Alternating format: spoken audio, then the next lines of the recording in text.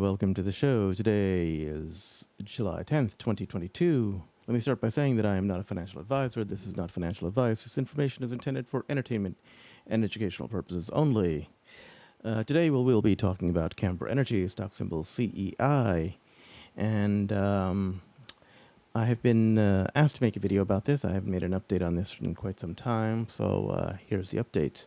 This set of slides or update is entitled "Encouraged and Optimistic About the Future." This is a quote from James Doris in one of his tweets. Let's go to the Twitterverse, and we see that John B. or JB Steelers 36 has, he's a good source of information on Camber Energy.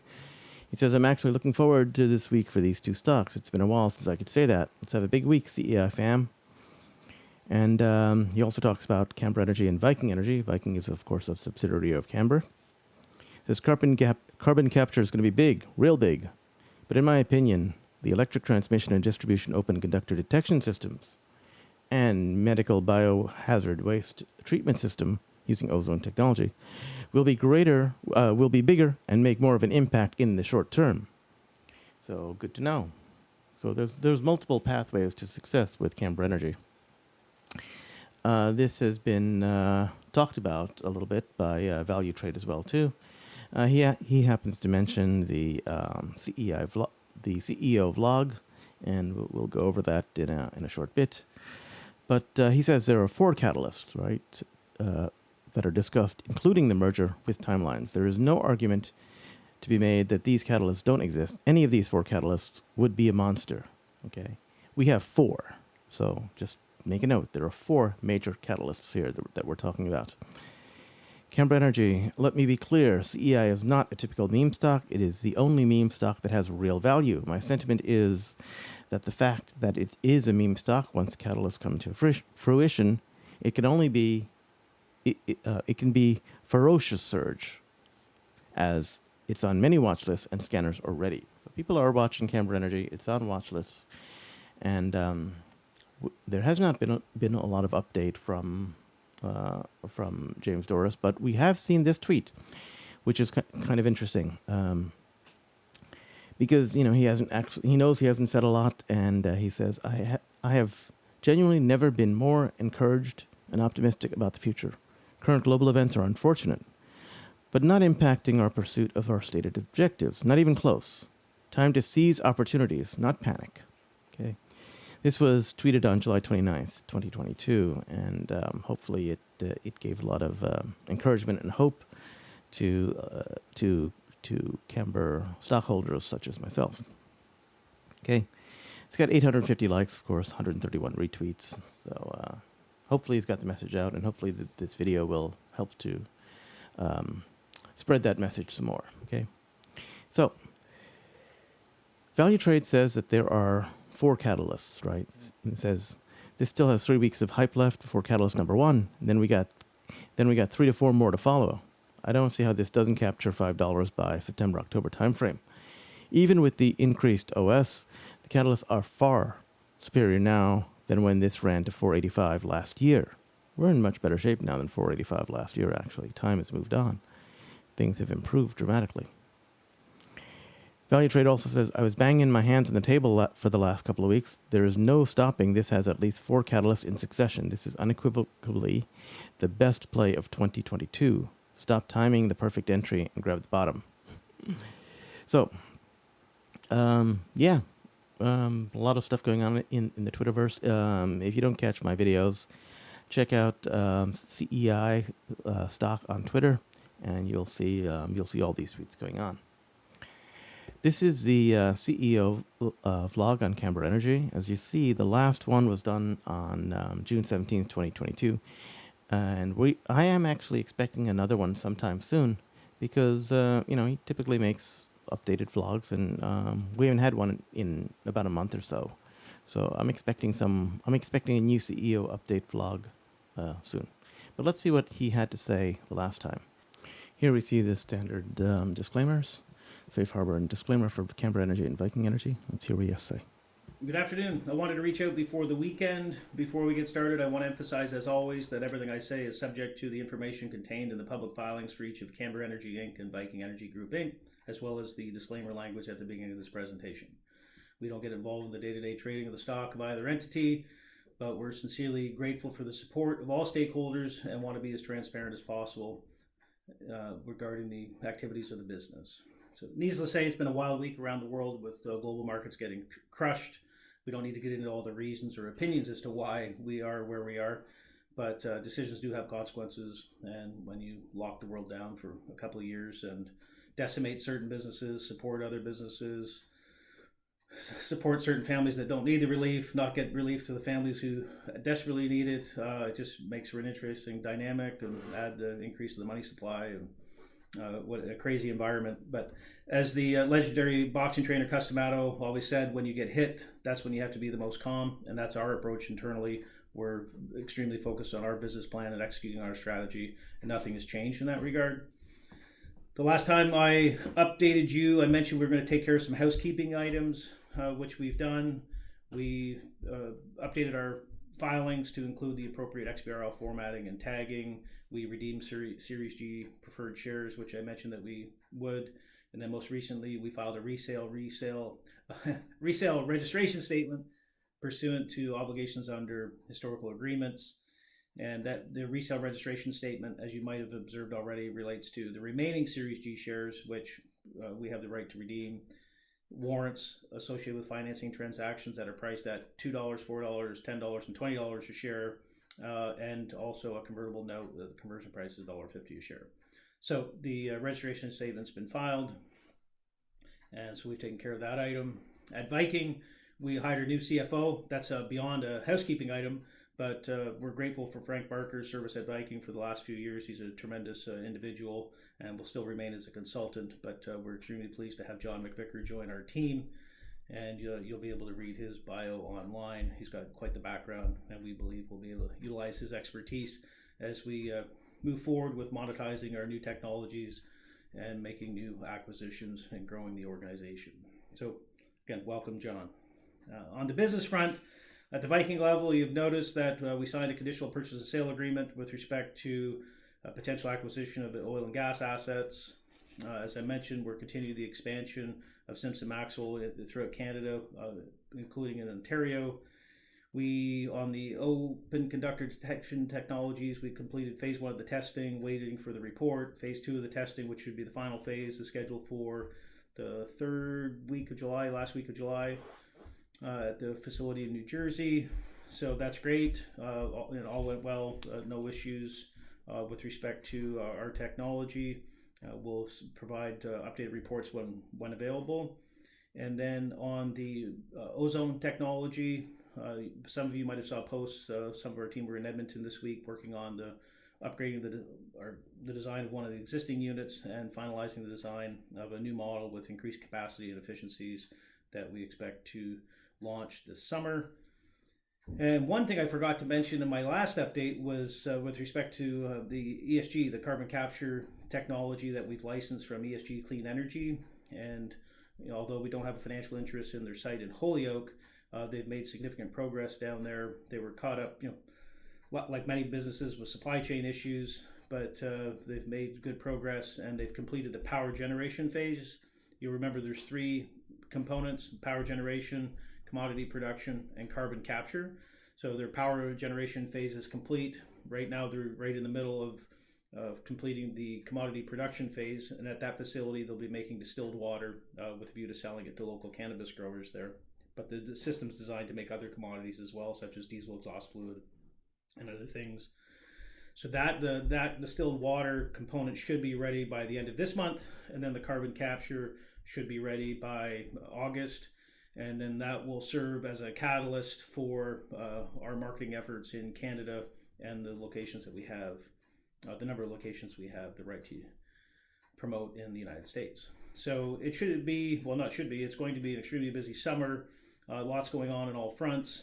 And then finally, I'll just mention, now that the housekeeping items are addressed, now it's time to take steps to make sure we can, going forward, run one public company instead of 2. Let's try to put them together. So it's been a long time coming, so we're going to try to take steps in that regard, and we'll update you as we can. So try to enjoy the weekend, and we'll be back to you as soon as we can. Thank you. There we go. Try to enjoy the weekend, and they'll be back to us as soon as possible.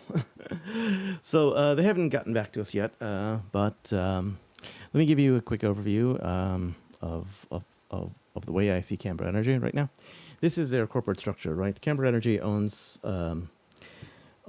a 60.9% stake in Viking Energy. Viking owns everything. They've got the ESG carbon capture deal, which is a reverse Brayton cycle, of course, that James Doris talked about. They've got 100% exclusive Canadian license for this clean energy system. And it creates a bunch of commodities, which includes ammonia, urea, etc., right? And as well as deionized water, right? Ethanol, methanol. And finally, you've got the carbon capture at the end of it. There's also a 60.5% stake in Simpson Maxwell Power Solutions. They make industrial generators and things like that. They have it's a going concern that's been going for about 100 years or so. They've been operating out of Canada for the most part. We have a brand new medical waste disposal technology using ozone that is being developed in the UK, which is what was talked about a little bit earlier. And there's an open conductor detection, and that is for power line transmission, electrical power transmission.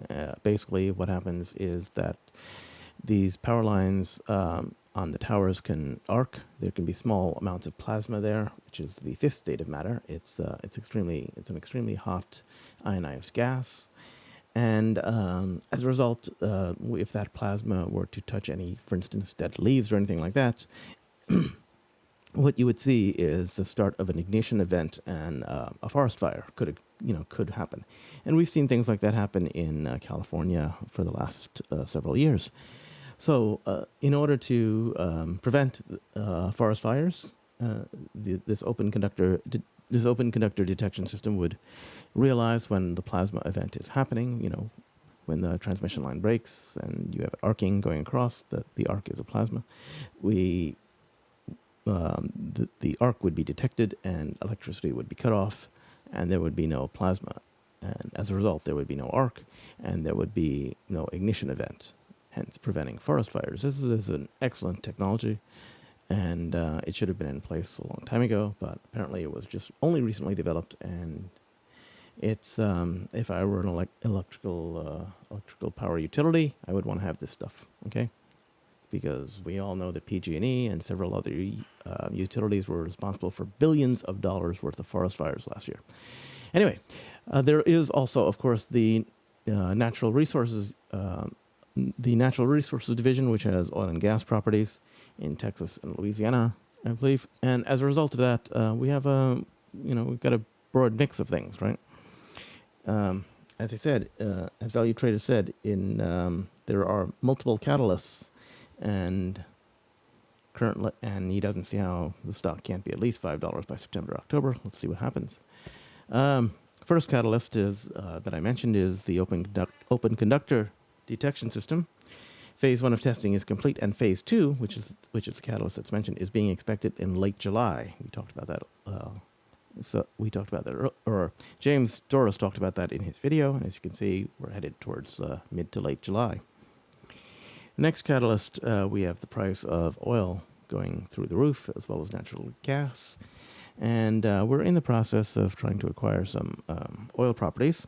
As you can see, there are approximately 5,743 producing and non-producing oil and gas wells. And this could be a big deal here. It's currently producing about 18,000 barrels a day, 686,000 cubic feet of natural gas per day. And there's a 2.24% average interest in there. Okay, these wells are actively being operated and used by companies such as Chevron, BP America, ConocoPhillips, Occidental Petroleum, EOG, etc. You don't need me to read the list to you. So let's just do the math on what these wells represent. 18,000 barrels a day, right? Oil's around $100 a barrel. Let's just say. And the interest that we're talking about is 2.24%. You're talking about $40,000 a day as a result of that. The nat gas with 686,000 cubic feet of nat gas a day. 686,000 cubic feet of nat gas a day at $5.40 per thousand cubic feet of nat gas, and an interest of 2.24%. That's $82,000 per day. Add the two up, you get about $123,000 per day, 252 days a year. That's about $30 million a year in revenue that we're talking about. Okay, that's a fair amount of revenue coming in. Again, all of these wells are currently operating, and they vary in depth from 1,300 to 19,000 feet. They're, so I mean they're in pretty good shape right now. 18,000 barrels of oil a day. Okay, that's another catalyst we're talking about. Next catalyst we got, of course, is the medical waste disposal. Okay, this is the ozone technology that's coming. That's being taken. That's being developed in the UK. Okay, so they're using ozone or generating ozone to dispose of hazardous medical waste. It's a big deal. There's a lot of hazardous medical waste out there, and that could be a large catalyst all by itself. But finally, the most important catalyst that what I think is most important catalyst of all is finalizing the merger between Camber Energy and Viking Energy. Okay. This merger has been in the works for a while, and I think that they have, they're moving forward on this merger. When this merger happens, this will be huge, gigantic. Okay, we'll have a new merged company, and basically it resets the system, and then we move forward from there. Okay. In order to get this merger to be completed, there had to be some financial statements that were not filed and that needed to be filed and brought up to date. That had been done already. And so all of that paperwork is done. And as a result, there are no further obstacles, I believe, to the merger. And they are working on this merger. This is one of their primary things that they've been working on. So, yeah, that's a big deal. So we see a pinned tweet now from TriMeEvents about Camber Energy. He says he's updated his projections, he's got revenue estimates and all that, so he's going to give his take on what Camber Energy is worth. And if you look at it, it's worth quite a penny.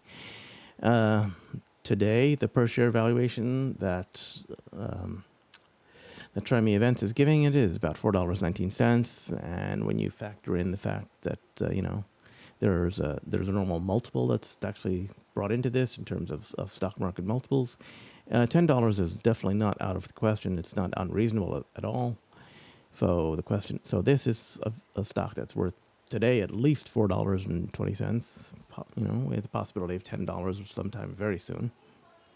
And at the same time, the stock is around 40 cents. So there's a question: why is the stock so cheap? And the answer comes up to these guys.